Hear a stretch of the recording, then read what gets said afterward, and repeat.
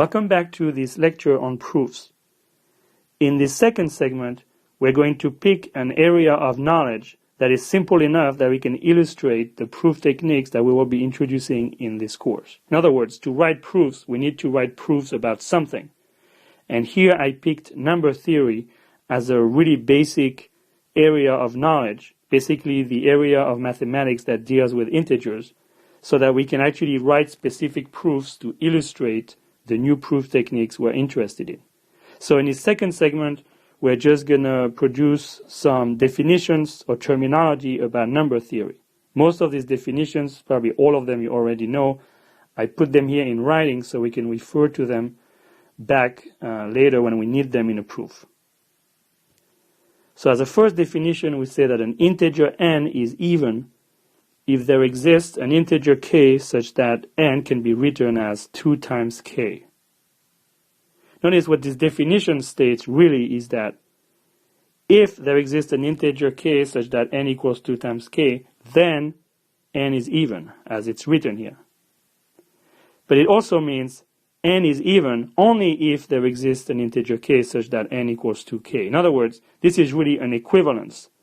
And this is one of those examples of a definition where the word if is used instead of if and only if. Remember these examples of ambiguity in English that creep up even in mathematics. Having said that, let's go to our second definition. We say that an integer n is odd if there exists an integer k such that n can be written as 2 times k plus 1. So as you can tell, these are pretty basic definitions. Here is another one. We say that an integer is a perfect square if there exists a positive integer k such that n can be written as k squared.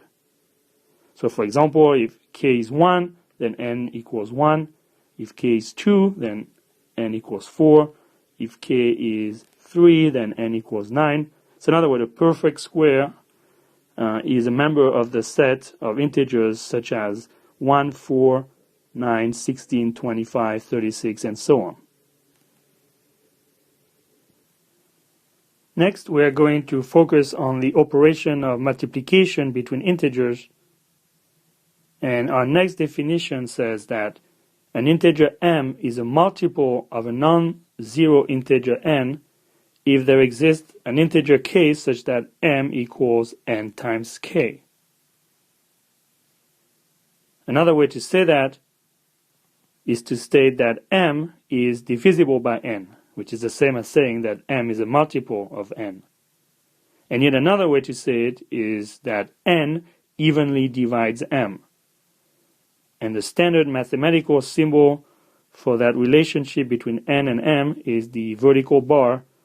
So this expression is read as n evenly divides m, which is synonymous with m is a multiple of n, or m is divisible by n. So now that we are given these definitions, let's look at the first example of a theorem, theorem number 1. Remember, a theorem is not a definition. The definition is accepted as given. You don't have to prove it. You just give a name to a specific concept. It's a binding contract, remember. A theorem is different. Remember, the theorem is the outcome of a proof. It's a true proposition that you proved is true using a formal or informal proof. So here I just want to state a theorem without proving it. And it says all integers are divisible by 1 and by themselves. I just want to put it out there, and we can prove that theorem in a later segment. And let me wrap up this segment by introducing yet another definition. We say that a positive integer greater than 1 is prime if it is only divisible by 1 and by itself. So to put it all together, what this theorem says, and we're going to prove that later, is that all integers are divisible by at least 1 and by themselves. They might be divisible by other integers. And what this definition states is that if an integer is only divisible by 1 and by itself, then it's called a prime number.